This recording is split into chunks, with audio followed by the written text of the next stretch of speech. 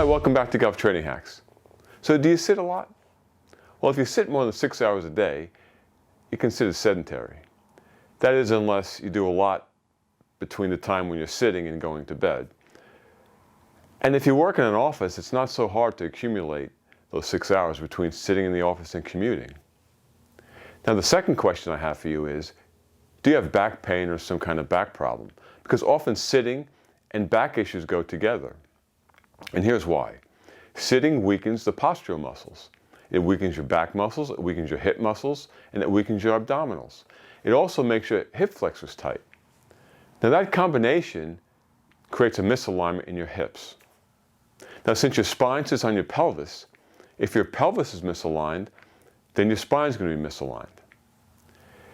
Now to bring it back to golf, if you have spinal misalignment, there's so much rotational, compressive, and shearing force in the golf swing that playing golf is really going to raise your risk of injury to your back.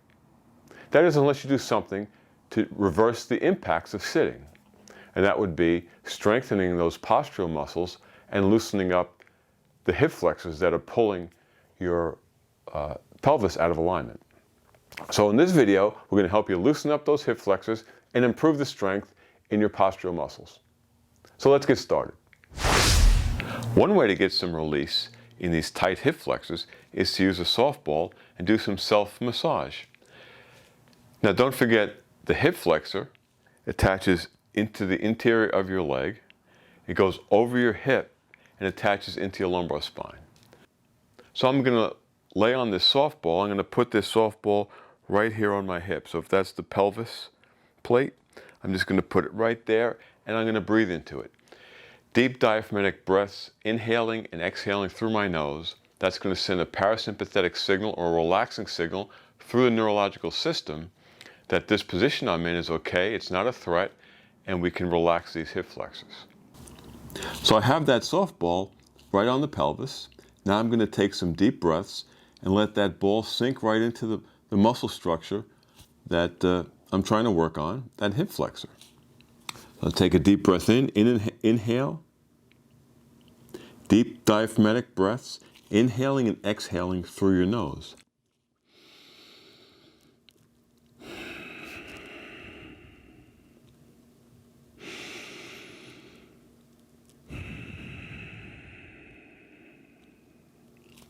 And just let that ball do its work and sink into that tissue.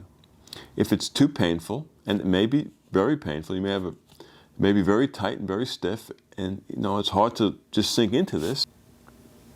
So prop yourself up a little bit and just breathe from this position.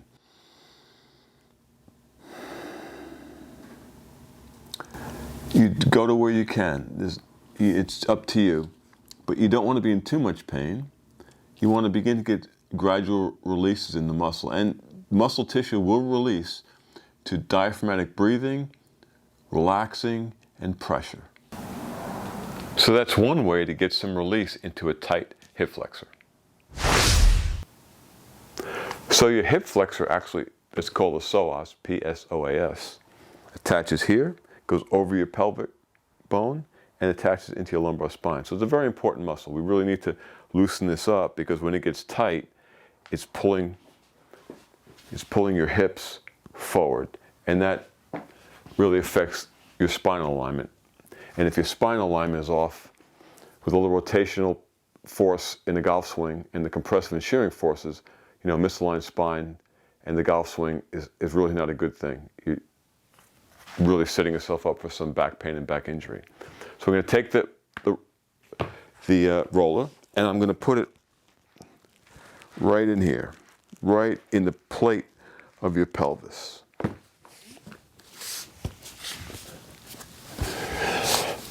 And once I'm there, I'm going to just kind of scrub back and forth a little bit. I'm going to the bottom of the pelvis, kind of where it meets the high quad. Scrub back and forth. Go towards the middle. Scrub back and forth. Now, and I'm on the top portion of the pelvis. Kind of scrub back and forth a little bit. You should be breathing. Right? Breathing sends a signal that this is okay. It's going to help your neurological system release any trigger points. Now I can also pin that muscle tissue down and put some movement into my leg, back and forth. But I find that really just kind of working across it like this, it's a tough muscle to get to. Just kind of working across it really helps. You can also just stay on it and breathe. Take a deep breath in through your nose and just sink into it on the release.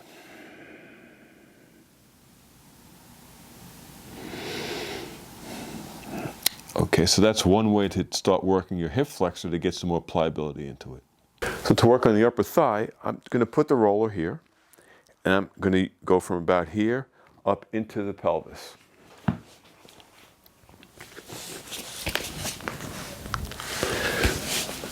So I'm going to start right about there, and again I'm going to roll across and see if there's any tender spots. So if you find a spot that is tender on that thigh, let's say that's the spot, a couple of things you can do.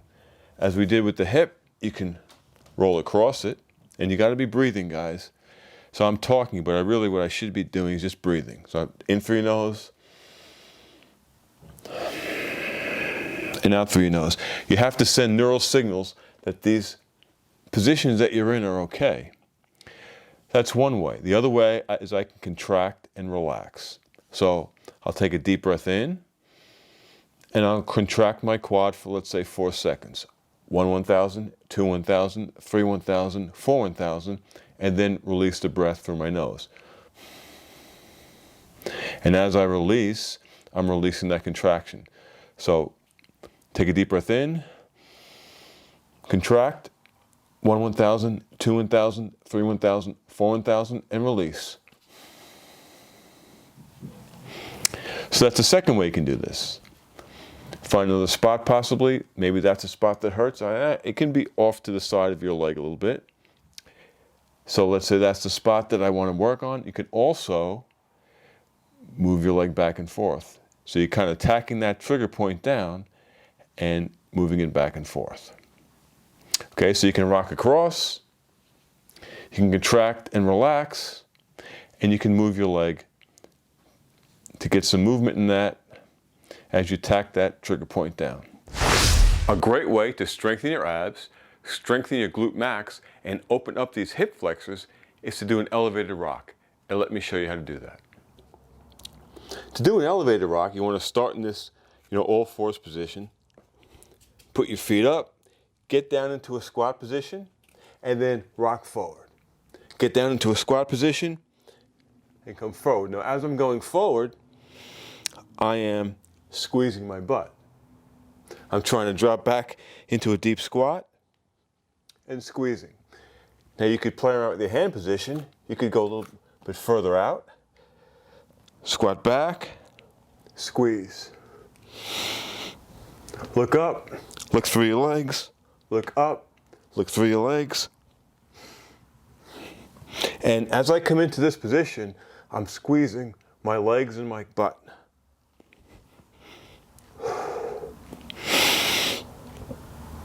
That's a great way to get strength into the abs and glutes, open up the hip flexors, and tie all three together. Isometric holds are a great way to strengthen your torso and your abdomen. And a push-up plank is perfect. It even gets your shoulders and your upper back. So let me show you how that's done. To start a push-up plank, you want to be unloaded first, because you want to set your shoulders. So you want to splay your fingers out. You want to put a little bit of an arch in your hands too. You don't want to be flat. You put a little bit of an arch in your hand, kind of like you're pawing the ground. You want to turn your elbows forward so that the inside of your elbow is pointed as forward as you can. That's going to screw your shoulders and get them nice and tight. And then you go into your plank. Squeeze your butt, stay strong. You don't want to sink. You don't want to be up here. You want to be like a board. It's a great way to get some strength into your abs. What you don't want is to have your hands out this way, so close together, flat out that way, and have your inside of your elbows pointed in. So that's a very weak position. And I'll do this from the front. To start your push-up plank, you want your fingers splayed out. You want a little bit of an arch. You want to turn your elbows to the front. Well, the inside of your elbows to the front. So that screws your shoulders up. They're nice and controlled. And then you go into your plank. What you don't want are your fingers flat and together and your elbows pointed out. That's a really weak position. So this is the strong position, and that's a weak position. So push-up plank is a great way to get some isometric strength into your torso and your shoulders as well.